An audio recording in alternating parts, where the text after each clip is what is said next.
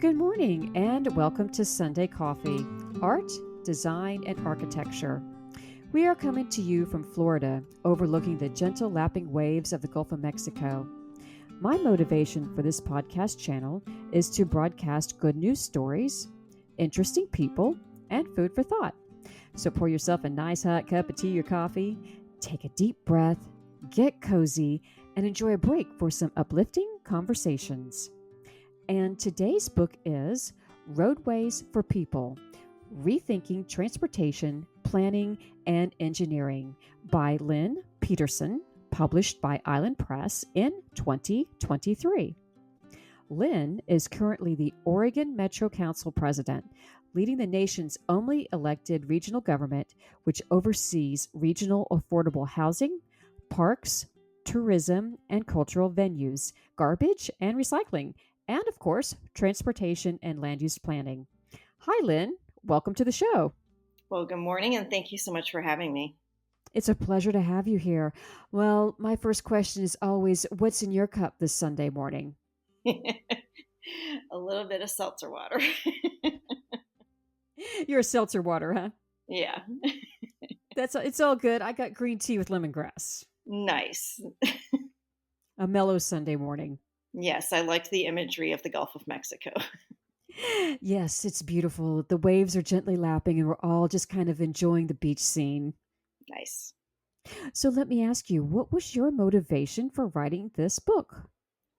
Oh, that's a good question. So my journey started about 30 years ago in Wisconsin when a new Secretary of Transportation for the Wisconsin DOT, where I was working in the southern Wisconsin office around Madison, Wisconsin, came into office and immediately announced that there would be a brand new project that really nobody had ever heard of.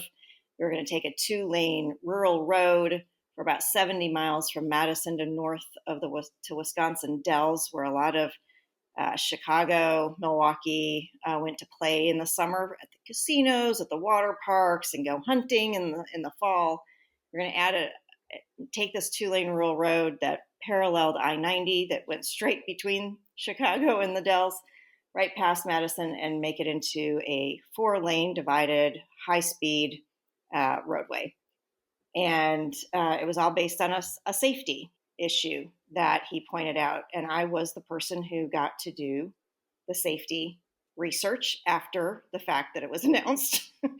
And what I learned is that the majority of the fatals for the last 10 years prior to the announcement were mostly DUI related, which is really a very difficult thing to engineer your way out of. And also every single farmer for that 70 miles after that announcement put up a handmade plywood sign. It was a very coordinated attempt to get a message through to the state, calling Wisconsin DOT the devil, because obviously that would have major impacts to the rural areas, which Wisconsin is still very heavily dependent on agriculture as part of their economy, but it would also have impacts on urban growth. I started to question what I was doing as a civil engineer in transportation, highway design and construction, and started out on this path to figure out how to not just build a project, but how to build communities and make these projects benefit everyone, not just the few. And in your book, you started as an engineer. You talked about your education, and it was about just how to build things to stay, together, how to build things safely. And then you transitioned. Can you tell us more? So this first job that you had, how did it change your outlook and what did you transition to?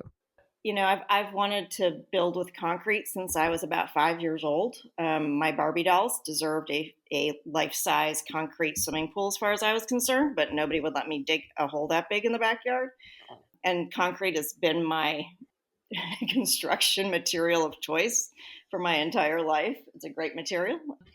But concrete that's put down on the ground in a bridge or a roadway or asphalt that does not consider how people access opportunity, access healthcare, access daycare, access education, if that's not designed safely, and does not promote economically thriving communities everywhere, then I was struggling as just the project design person. What I have come to realize is that I was being measured on success on only 4 performance metrics as a transportation engineer.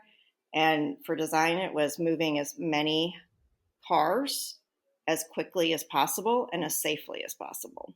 And that's for the design side. And the other 2 measures were on the construction side, making sure that you delivered a project on time and under budget. So with only 4 performance metrics that's very narrowly crafted, you can easily succeed, right? But when you actually start to take into account the entire context of the communities that these roadways, light rail lines, high speed rail, whatever it is that are going through the community, you're not being measured by that community on those 4 performance metrics.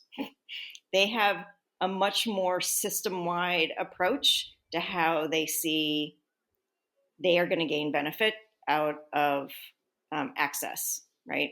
So if you take away access, if you make it harder to access, if you make it unsafe to access, transit, bike, ped, or even with a vehicle, then you are actually taking away opportunities. And I think that's kind of where the book goes: is how do you start to look at and really get curious about the communities that you are serving along the way, not just the communities, say, on an interstate from coast to coast. Well, that's interesting because I hadn't, till I read your book, especially at the beginning. I'm not an engineer, and I didn't really think about that. That's exactly how they train engineers to do Mm-hmm. is concrete safety.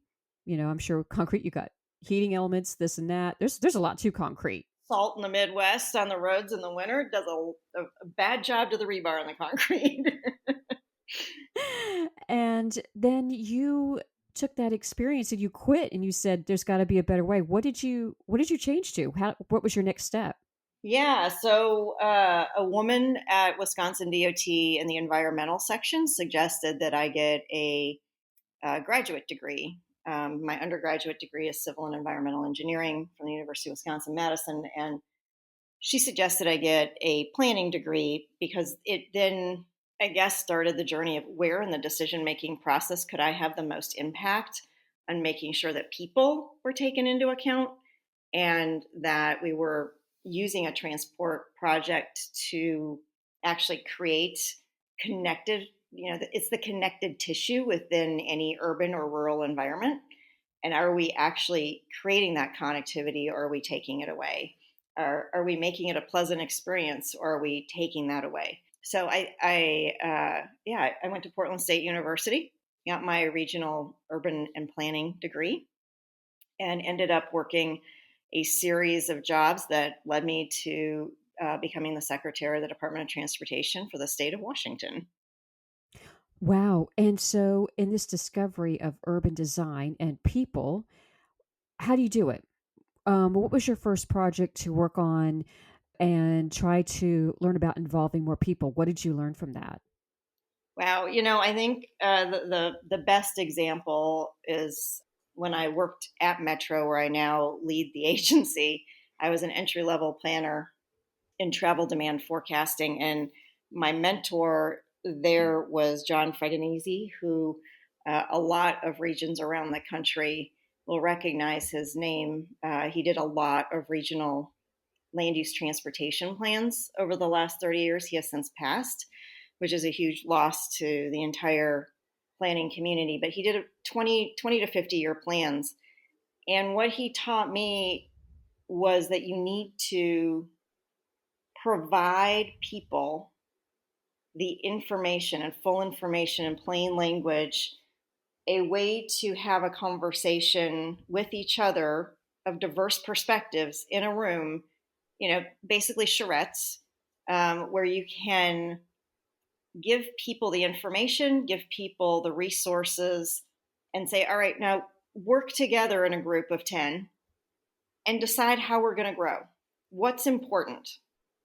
And what you find is that people will make trade offs at each table very similarly, even though they might be of different perspectives.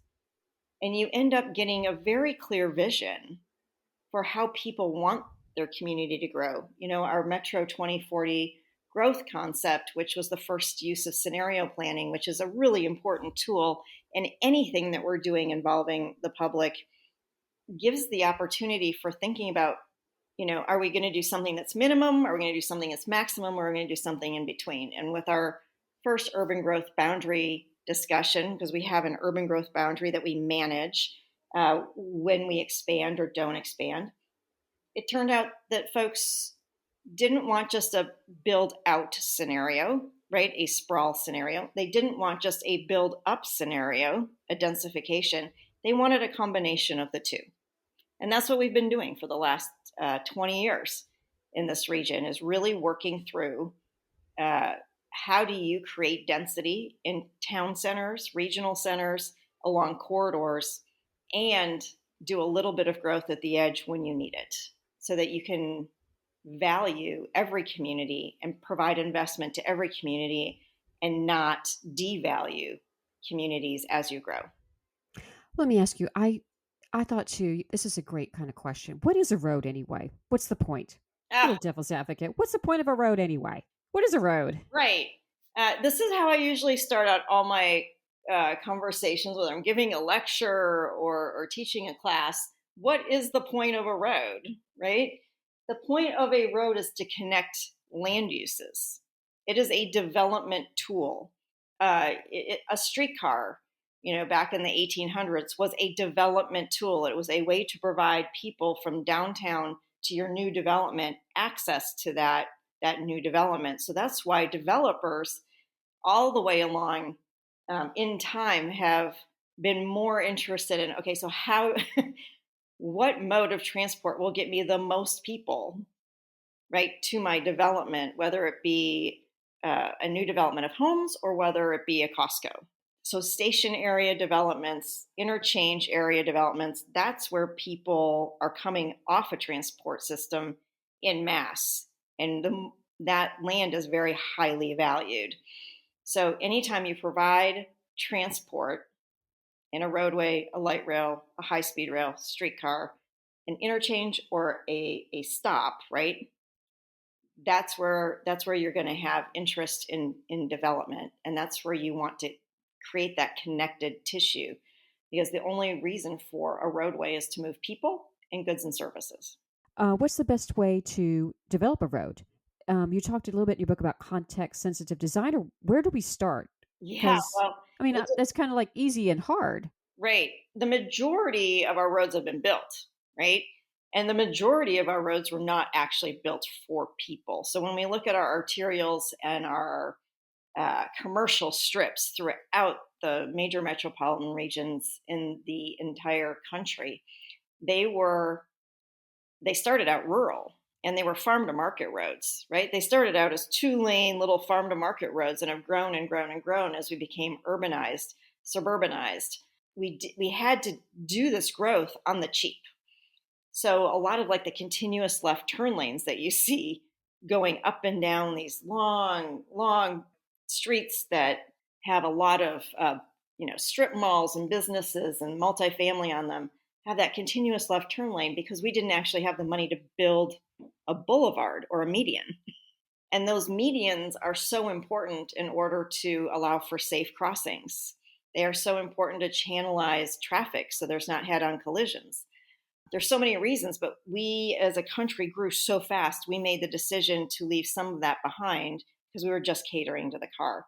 So what I would say is we don't build that many roads anymore, new roads, and we can talk about that, but the majority of all of the work and investment that's needed in the country is about reimagining the roads that we have from curb to curb and from curb past towards the businesses for access by all the other modes. So it's a moment for this country to say, what are we going to be when we grow up? And it's certainly not where we are now, which is the majority of those roads probably are owned by the state or a county, and they need to be reimagined, repurposed for all modes.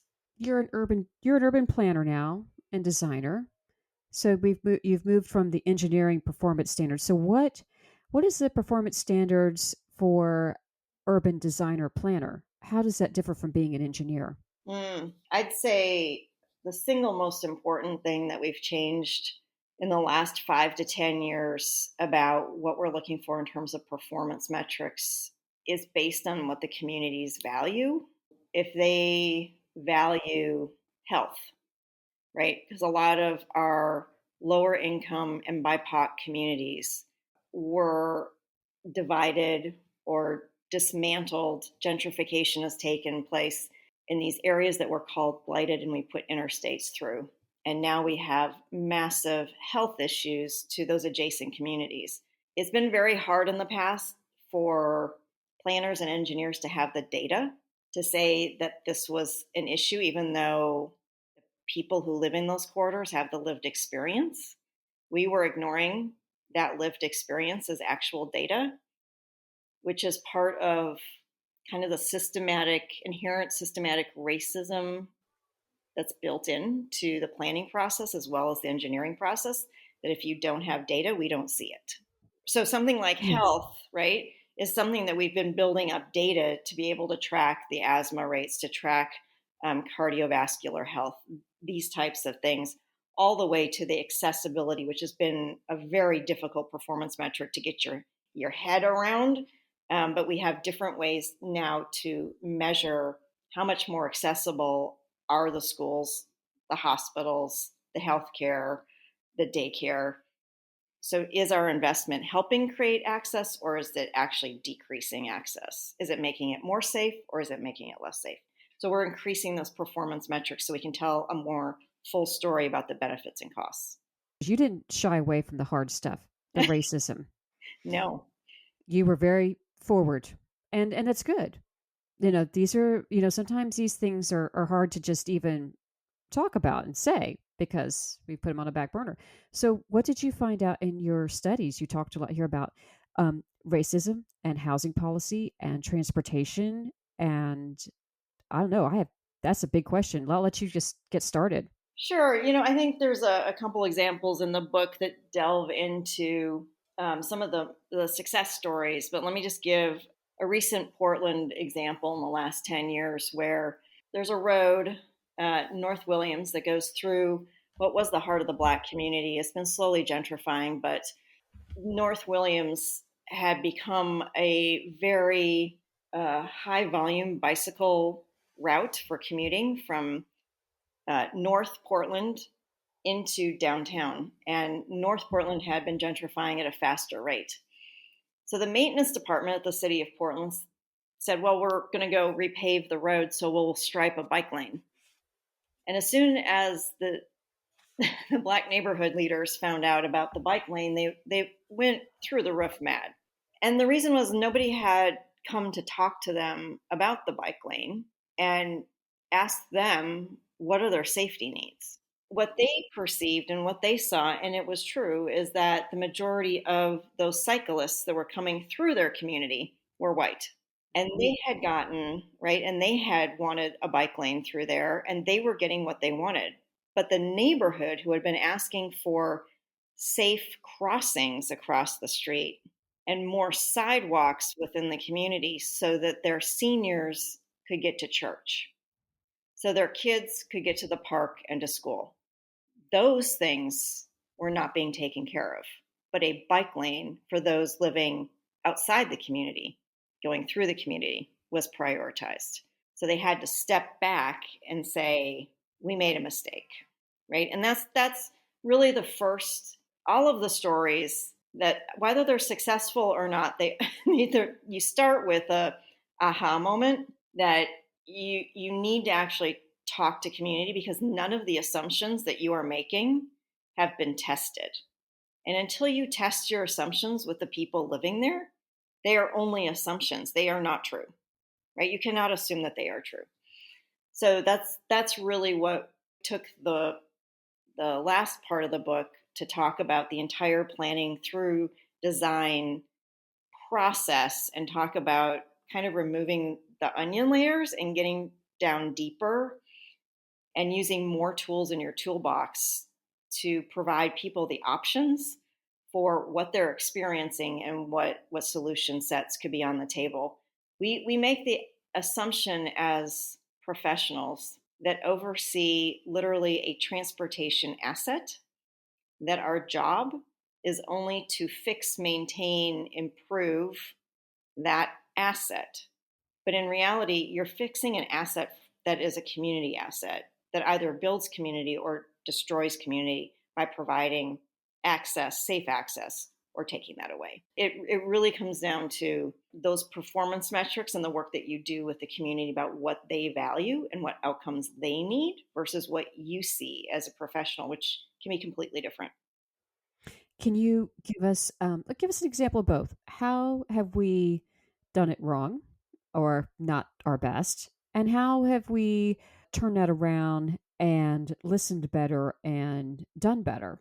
The Portland example I'll use became chapter one because it was happening while I was writing the book, and it's called the Rose Quarter Project. It's on Interstate 5 coming through North Portland again, where over time the Albina neighborhood has been completely destroyed either by the interstate or by the city deciding that they would build basically all the event centers, the Coliseum, the stadium where the Blazers play, a hospital, the convention center.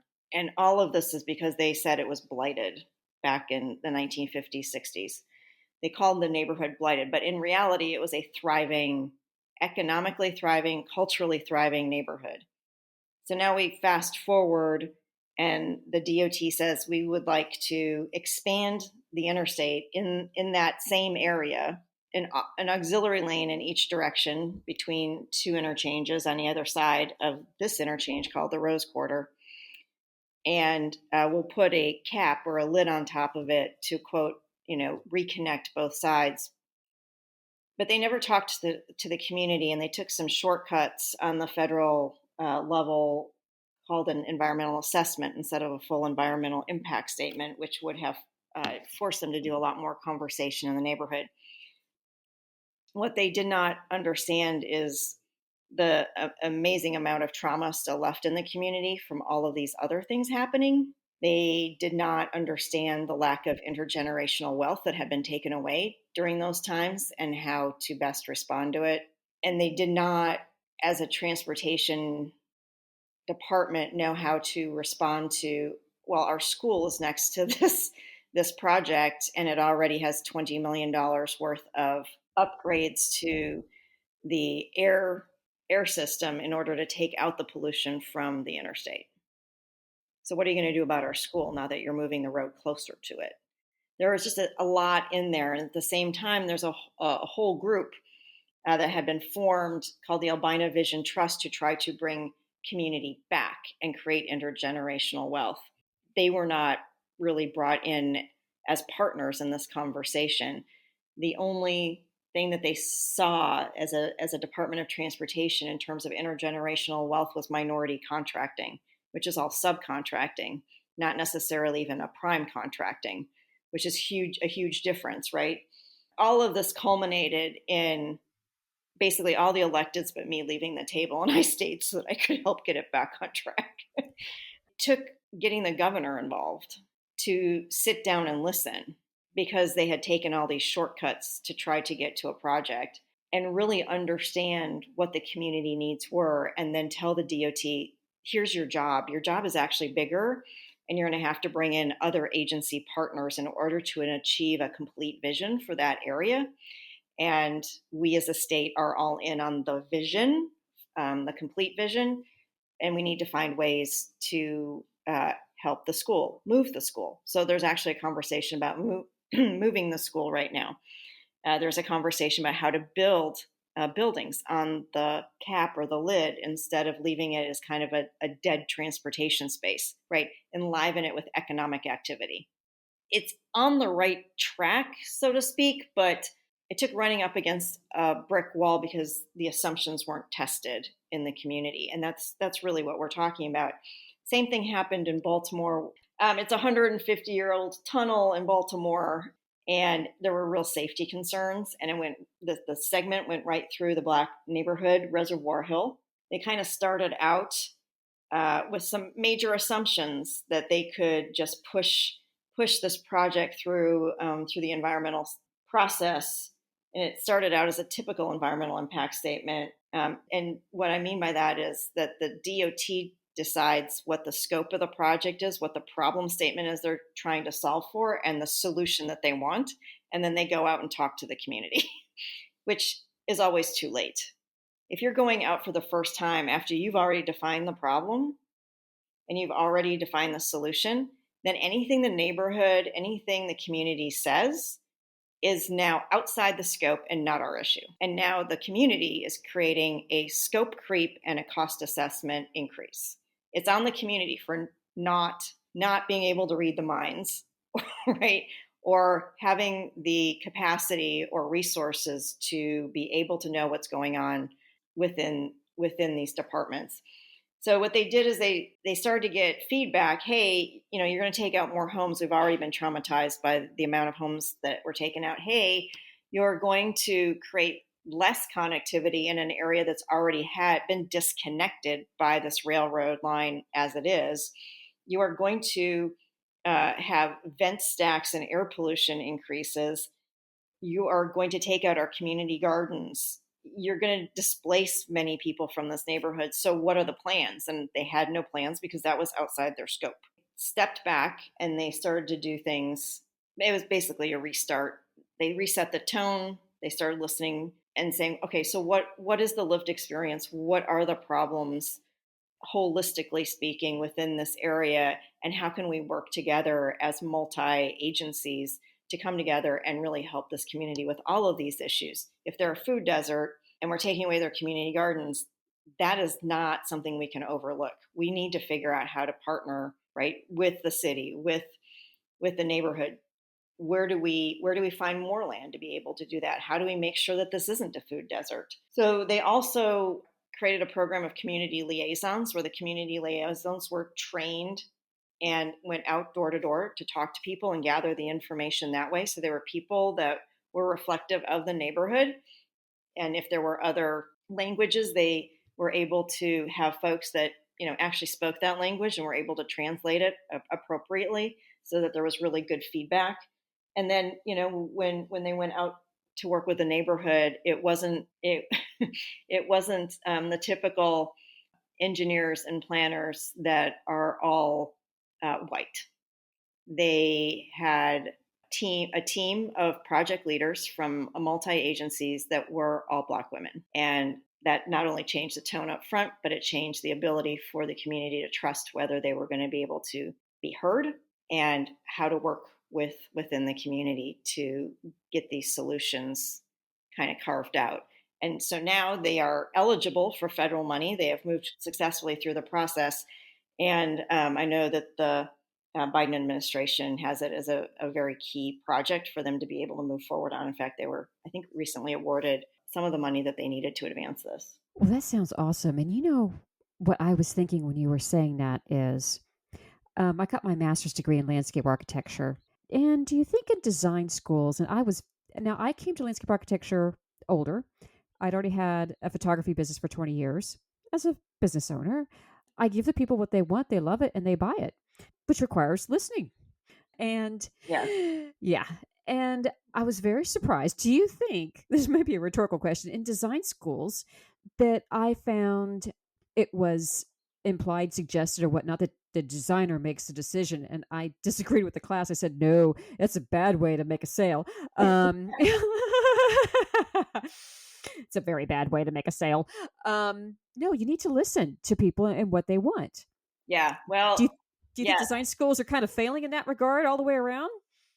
Well, I think, how we have siloed people into these departments within cities or counties or the state or the feds has made it very hard to have a system-wide approach. Again, we've got folks that think they're just managing an asset, right? Even parks folks will think that they're just managing an asset on behalf of the people, but they don't really fully sometimes take into account the full impact that park or that roadway or that light rail is having on the community and how it benefits or doesn't. But what I will tell you is when you do your research on transportation in this country, before the interstate system, we were depending on landscape architects to actually design our roads. So when you look at New York City and the Olmsted brothers, they actually designed many of the boulevards, and the engineers constructed it, which is appropriate because the landscape architects are looking at how people use the space, and how to make it flexible for the future. So when you look at the boulevards in New York City or even around the world, there have been many different demands for use on those roads. 17, 1800s, we're looking at a lot of horse and buggy, a lot of horses, a lot of strollers, people strolling down tree-lined boulevards. And then the bicycle comes along, and there's a debate about whether the bicycles can have room, or do the horses and the buggies get the room in the strollers? And I don't mean bikes like kid strollers. I mean people strolling, right? When people used to walk for Sunday, right? Sunday coffee. Yes. But we've had these debates, but a landscape architect is thinking about the experience. And that's Yes. really important when you're walking, when you're biking, when you're creating community. The number one thing that folks said that they wanted in the Portland region along a corridor called 82nd Avenue, which is a stripped out 5-lane cross section road, but it's our highest transit ridership line in the entire region for north, south, east, west connections. The number one thing they wanted was street trees because it gets so hot while they're waiting for the bus or walking across the street or walking to the bus. And the first thing that the DOT said was, no, we're not giving you that because that requires maintenance. The very things that are key to having something be people friendly have been engineered out. And we have to find a way to put them back in and really think about that. The Blue Ridge Highway, right? Designed by a landscape architect to maximize views, because whether you're biking, which I hope to do in the next year or two, is bike the Blue Ridge Highway, Parkway, but it's to have an experience and to appreciate the natural habitat or the urban environment you're in. We tend to forget how important that is for the mental and physical health of people. Okay. How do we do this? You said step one is you got to know a place. Yeah. How do you know a place? Yeah. So, I mean, a lot of the projects that a transportation person, project lead, will be handed, sometimes the scope or problem statement has already been written 20 years prior, because that's how long a transportation project takes to get funded for even starting out. Yeah, so they're handed something that's now 20 years, sometimes out of date. And you have to start right there and say, maybe I should check in to see if this is still the problem. And we don't always do that. Now, Secretary of Hawaii DOT, Ed Sniffen, is doing a training for about 100 of his engineers and planners a couple of years ago. And we took them all out to walk proposed light rail project that was in Honolulu. And we took a station and we walked people in groups throughout the neighborhood around the station and asked them to think about how they access it if they were a senior, if they were taking a bus to the station, if they're a kid because there was a school nearby. What are the future land uses going to look like? And how do you start walking the environment and saying, oh, this isn't going to serve everybody? And just having an eye for that. And we came back in the next morning and he said, I have made a major mistake, to all of the 100 people in the room. He said, I have made a major mistake. We had no idea where he was going. And he said, when I came back to Hawaii DOT, I noticed that all of you were using Google Maps to design your projects. Oh, yeah. And I told you to go out and drive your project. You've got to see your project. You got to look at the land uses. But now I'm telling you, it is not enough to drive your project. You got to walk your project. You got to bike your project. You got to take transit through your project. But even then, I mean, even though he recognized that is not enough, you have to have the courage to go talk to the community about what their needs are, not what the the 20-year-old problem statement said the problem was like congestion or a safety issue. You need to understand the full issue. And quick examples, while I was at Washington DOT, our folks had seen some rear end type collisions and a lot of delay at an intersection. And kudos to them, because I'm a big fan of roundabouts. Florida, where you're from, is also a big fan of roundabouts. Love it. They decided to design this beautiful roundabout at that intersection, and then they took it out. Again, making an assumption, right?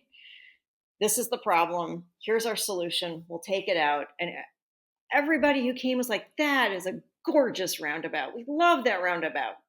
But it's at the wrong intersection. And from their lived experience, the problem was actually coming from the intersection downstream.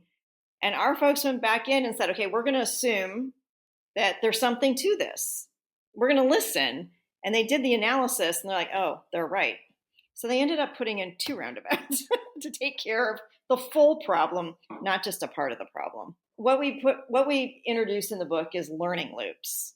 In other words, you need to, at each stage in the planning process, from scope to the problem statement to rescoping the project to planning the project, you need to talk to everybody that you possibly can to test your assumptions.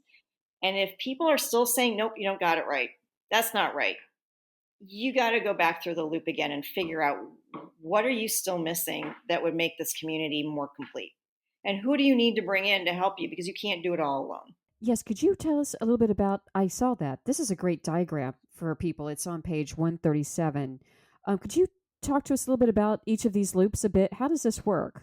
It's really taking you through the normal, what people would assume the normal planning process to get to construction of a project, and even beyond that, the scoping of the project, creating a problem statement, but really using the community as a sounding board as you scope the project, as you describe the problem statement, as you come to a set of solutions, that you don't come to one solution too quickly. Because at the beginning of a process like this is when you have the least risk to the project. In other words, the further along you go into a project, the more risky it gets to change direction. So at the beginning is where you should be taking the most time to dig in. Otherwise, you end up like these other projects, wasting hundreds of millions of dollars on a planning process that goes nowhere, and you've created a lot of distrust, which then takes a whole new investment of taxpayer dollars to restart, rebuild trust, and do what you should have done at the beginning anyway, which is test your assumptions. And I think, what we really also try to talk about in the book is working towards a community benefits agreement. And that community benefits agreement would document all of the participating agencies of things that need to be done that may be outside of a DOT's authority, but they have the influence, and they should bring these people together for affordable housing, for community gardens, for health impacts. So how do you do that? You start to document it, because that's really what people need to see, is that you're making that commitment and that it's written down and that their needs, wants, desires are prioritized. So we talk about that. It's not the normal way people talk about a community benefits agreement. Usually it's just about the use of labor on the project, and whether it's local, whether we are making commitments on minority contracting and minority labor, and getting folks into apprenticeships and through to journeyman level so that they can have a career in the construction and the trades. But it's really about all of that together. All of that together is repair for the damage that we've done in the past to all of these communities. Trying to bring that community benefits agreements in as a real commitment by a state, by a county, by a city, to show that they understand our lives are not just made up of one transportation asset. They are made up of the completeness of being able to get from our neighborhood with a complete sidewalk across the roads with safe crossings, and that our health and well-being is taken care of, and we can access school and we can access jobs. So trying to get that completeness. Now, this sounds like a lot of work, and it is, but it is more work to start a project, fail, and start over. Yeah, and it's a lot more expensive to get a project back on track too. Yes, it's very much more expensive. An example in our region is the Columbia River crossing. It's the interstate bridge from Oregon to Washington. And the planning process that failed while I was in Oregon and then while I was Secretary of the Department of Transportation in Washington, we spent $180 million on a project that neither side of the river wanted. And now we're in the second, or it's actually the third iteration of it, and it's going much better because the project manager, Greg Johnson, formerly from Michigan DOT, much more in tune with this type of work of listening to community and committing to working with the agencies, that don't necessarily do transportation, but have an impact on. So there's a lot more commitments being made and a lot more listening and a lot more solutions on the table than last time. I think this book should be read by every design school out there. It's really about listening. Yes. Put your listening cap on, be curious, don't make any assumptions, and really get down into what do communities value, what outcomes do they want to see, and what is your role in that, and then who do you need to bring on board to actually achieve the rest. But let me ask you, are you putting this here? Can we build a community of people's dreams? Yes. Yes, we can. But it's going to take a lot of people pointing out the barriers to that success, and a lot of people within an agency, outside the agency, not just identifying those barriers, but taking those barriers down.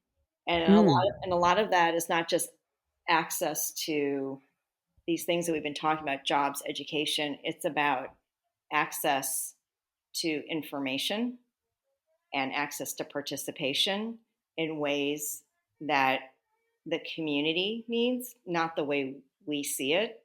It really comes down to valuing as our professional ethics would ask us to do, whether we're landscape architects, urban designers, or transportation engineers, that we are there to serve the people. Just like with my photography business, you're there to give the client what they want. Yes, yes. But we, as people who serve the public, have been exclusive, and we need to learn how to be inclusive.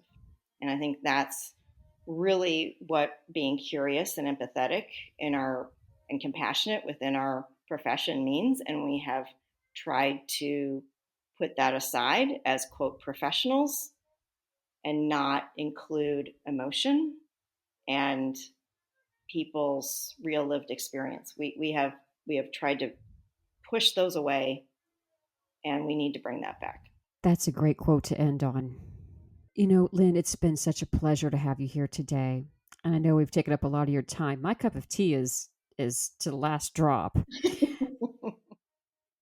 So I always ask my guests, so what exciting new projects are you working on now?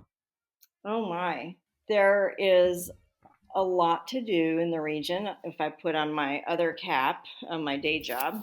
And we are working very hard. We had an unfortunate thing happen with our transportation measure during COVID. We had based a brand new regional transportation investment plan based on investing in low income and BIPOC communities that had been overlooked for too long. We had based that whole plan on people wanting to get out of congestion. Then COVID hit, so that measure went down. So we have a lot of work that we're doing within those same corridors, 13 corridors, where we are empowering the communities to keep going with the work that we started, and looking for phased approach to those corridors rather than whole transformations.